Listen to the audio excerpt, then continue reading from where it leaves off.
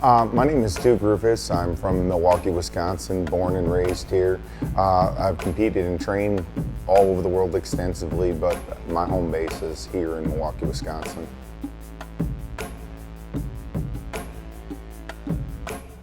The coolest thing about my life and just my career in martial arts and competitive as an athlete in martial arts is my dad was my first teacher. Our school started in our basement of our house in 1973. I was born in 1970. My background, we blended our Roufus style of Taekwondo with Kempo, and as well we started evolving into American kickboxing. As a competitor, I turned professional when I was 18 years old. And I haven't looked back since. I went on to win the U.S., North American, and 4 world championships, and I also fought in the K1 series in kickboxing. And yeah, I do train world champions, that's cool.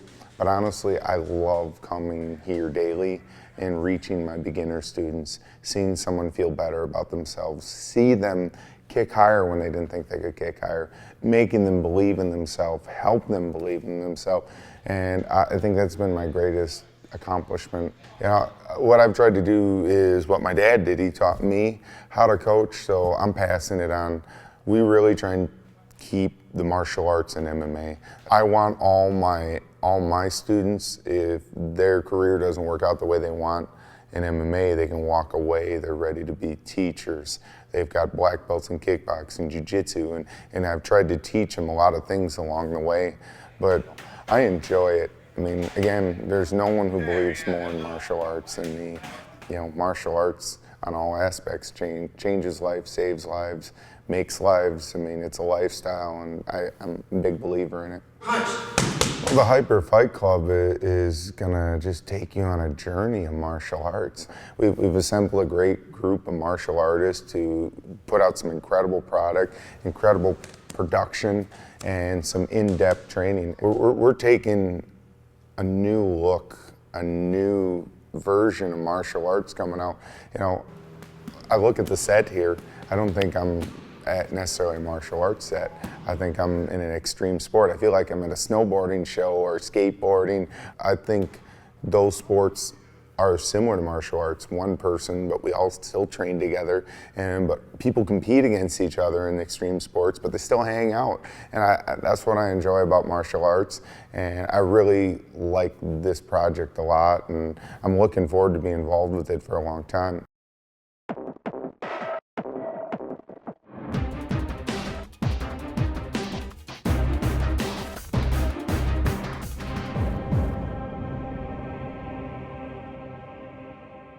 Now we're working on the rear leg, followed by the lead hand, followed by the rear hand, finishing with the lead leg. And again, we're gonna give you a few options. I'm gonna bring my teammates in. We've showed you earlier on how to set up the drilling. So we're gonna show you how it looks like quick. We'll give you a simple setup, and then we'll give you some more dynamic strikes here. So what happens, Joito comes in, he'll lead with the rear leg low kick. He reloads it. As he's reloading, he's loading his hook. He wants to land the hook to the head, and then the cross, and then he follows up with that switch kick. So he switches the feet, and he goes to any height. Later on, actually, what can happen too, he could go maybe, again, with a low attack, but again, he might want to do a liver shot with the hook. So he could hit the body with the hook, go overhand with the cross, and then again, he could go any height with his lead leg. As we get going and you start drilling at home, this is a stage of your training where you're going to want to start adding other targets. So maybe I'll give my teammates an example. So we go low kick, okay? I might want to do both gloves here for the hook, the cross, and then maybe knee. You see, I put the gloves there. So we can create a lot of cool targets, and it's not necessarily rushing, it's learning to see the targets. And what these things are, not about getting tight. We want to flow like water. We want to be able to come in here and go from one to the other. You want to be almost like a capoeira person, or you just want to be out there like you're surfing on a wave and you're just cool. Because that's how you can make changes. When you're rigid and tight, it's going to be hard to make change mid-combination. So this should be, to me, one of the most fun times I have when I'm training is this, because When I want to get my flow going, I do these particular drills because they're just flow drills, having fun. So we'll set it up. We're gonna start with a low kick and end with a high kick. So we'll go hook cross on the mitts. Okay, champs, ready? Go. Kick, hook cross, and we go high. Boom. So the champ comes back and bump, bump, bump, boom. Yeah, see how they just effortlessly are able to strike. You gotta remember that the power doesn't come from the kick itself. You're hitting with hard things, shins, fist, and you're hitting soft things. Hard things hit soft things. That's how you create power. So learning to flow is key. We'll start with a high kick and end with a low kick now. So kick, hook cross, and they go low. Boom, you can see real easy. Again, here we go, champ, and kick, hook cross, and low. Now we'll end with a step knee, okay? So again, kicking, kick, we'll go high kick, champ. Kick, hook cross, and step knee. Boom, and you can see they have the ability to change all the strikes, and that's what we want you to work on at home or at our academies. Let's work those different targets. So high kick, finishing with the knee. Ready? And high kick, hook cross, and boom. Again, see that little detail Jen did? As she stepped into knee, look how she attacks my wrist.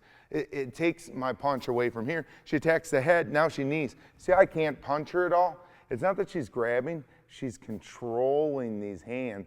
And that's what stops the counter, and that's what scores.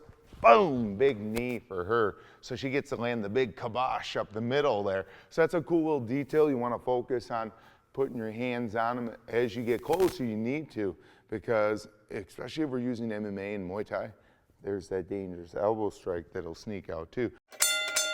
One of the reasons why Jen did such a great job, I didn't get to mention it, but I'm going to show you because I was so impressed on how she did this knee. This is a very good detail. As she steps into knee, she attacks my wrist. She's putting her, hooks her fingers, keeps the weight on me. The hand touches my head. Before I know what's going on, I'm getting kneed because it's a very awkward thing. Like, what the heck you doing? Boom. I'm like, what the heck are you doing to me? I'm getting kneed. It's a good surprise attack, but I'll tell you why. By her, from her stance, when she starts back in her stance, switch back to your stance. When she walks forward, attacks my hand, attacks my head, even if I punch or elbow, I'm wide open. And that's what you do when you attack with a knee. One of the worst habits I've seen people do is they just step in knee, boom, I get the Sunday punch, and that's when I get hurt. I'm always, see, I use those hands as a shield, and I protect. And that's how we stop the elbows too, because when she attacks my hands and head here with the step, I can't elbow. And that's what keeps her very pretty, and that keeps his baby face. And that's what we want to do. We want to not get hit. So I'm trying to teach you the little secrets of the trade that keep you from getting those devastating blows. Because as you know, if you watch the UFC, those elbows are brutal, and we want to teach you from not getting elbowed. So again, that was our rear leg, followed by the lead, followed by the rear hand, followed by the lead leg. So again, those interchangeable parts.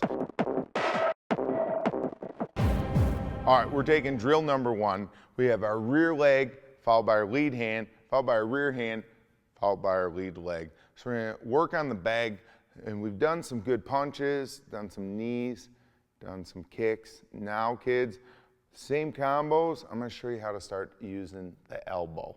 So that's gonna be fun here. Almost the same combo, so same idea. What's gonna happen, he's gonna use the low kick. But as he comes off the low kick, he's gonna step in with a horizontal elbow as he hits the bag. Now he's gonna roll an over elbow over the top as he pivots, and then from here do a switch knee. Boom, so you see, almost the same combo. Now, I know coaches, teachers at the academies, you guys in your home, students you're alone, I'm a little confused. Well, I'm gonna show you something. I'm gonna teach you the accordion. And I'll explain. No, I'm not an Italian guy at a family function playing the accordion. What I mean is, we've got the expand and contract. We've got to learn that a kick won't work here, a straight punch won't work here, but knees and elbows will. As well, a knee won't work there, or an elbow. So I'll explain quickly. If Joito kicks me, and all of a sudden I'm this close, he's ran out of room to punch. Well, he does have room to elbow elbow, and now, boom, knee. And that's what we want to start working on the bag. We don't want to elbow and knee our friends, just for the record. I trained in Thailand with the toughest fighters on the planet. They only did that in competition under the rules of confrontation, battle. That's how we get good at these things. We drill them on the bag, we drill them on the pads. So that's the key. We don't drill those on each other so much. That's why I wanted to add the elbows now in the bag. That's when we start doing that. So even we can intertwine a lot of different things. If he kicks and I get close, he goes elbow. It could be cross.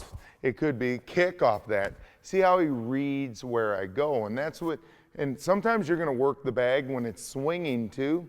And that's when you insert different weapons. And that's when you start watching it. And that's when it gets fun. So I'm going to let Joito kind of work the bag a little freestyle now. I'm not even going to hold it.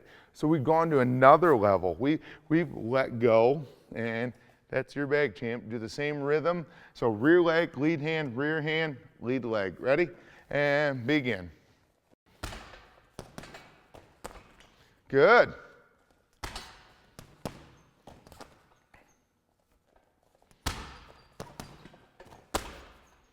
That's it. See how he stays paced. He's relaxed, guys. Keep going, champ. You know, he's not worrying about going nutty. There it is. Yeah, he's going to wait. Yes, he let the bag swing back. He didn't rush because he would have jammed his own kick. So that's when we get the bag moving. It's a little bit more technical now. Ready? And go. Like I said, and if he wants to work in a little closer, he will. Boom. Like I said, see how he started making his choices. How I build confidence in Jennifer, how I build confidence in Joito, is I've got to teach him how to choose. And that's what we're starting to do now. As you notice in the hyper fight team here, now we're going up the ladder. We're getting you to go up, up, up. You're getting better. You're thinking better. You got instinct. You're getting your own style. Because that's the other thing. I want you to become you. You're not going to kickbox like me. I'm not going to kickbox like you guys. You need to create your own style. So again, that was drill number 1, rear leg, followed by lead hand, rear hand, lead leg. Keep having fun getting it done. All right, drill number 2 on the rear leg, followed by the lead hand, rear hand, lead leg. Again, we're getting into that creative and innovative period. We've got the Thai pads, real important training tool. And we're gonna work a couple different drills now with Joito. We're gonna go with the rear round kick, but what he's gonna start doing sometimes is read what I do. Rear round kick. He knows now. Boom, aha. He elbowed because I was close. So as we get going, he starts reading what I do. And that's the key to getting good. You learn the instinct. So again, he goes rear leg. Oh, see, then when I went away, he followed me. That's the advantage of doing human drills. Humans all move differently. And by learning to move differently, we learn to adapt to many different aspects of the game. So again, hope, jump knee, boom. You see, that's how we start inserting, and that's when it's fun. You can insert a lot of different techniques. Kick, hook, uppercut, oh yeah. See how we get so creative, we can get going with this stuff. Knee. Like I said, as I get better, I don't even tell them what I want. Good.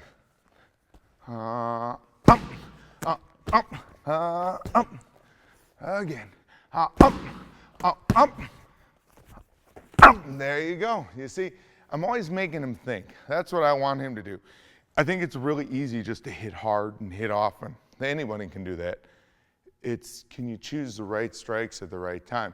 And that's what you want to do. You want to challenge each other. When you're doing these as partners, with your training partners in your school, so I know you at home, you're not just training by yourself. You got your friend, and get your friend going with you. Get your hyper friend, your hyper fight teammate working these drills.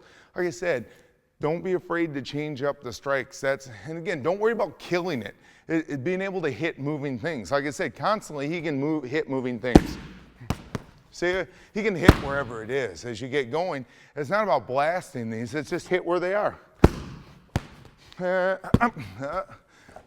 You see, it's reactionary, because the whole idea when we're actually sparring, when he sees an opening, he wants to be able to score that shot, and that's important. So again, that was drill number 2. We're having a lot of fun working that with our rear leg, followed by our lead hand, rear hand, and then lead leg strike. So again, have fun mixing up those strikes, and we'll see you soon.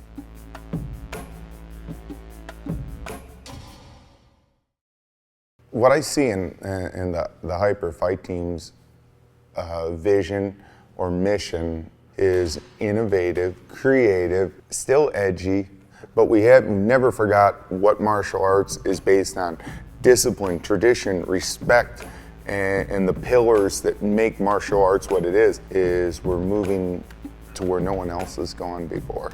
You know, it'll be memorable for the rest of my life.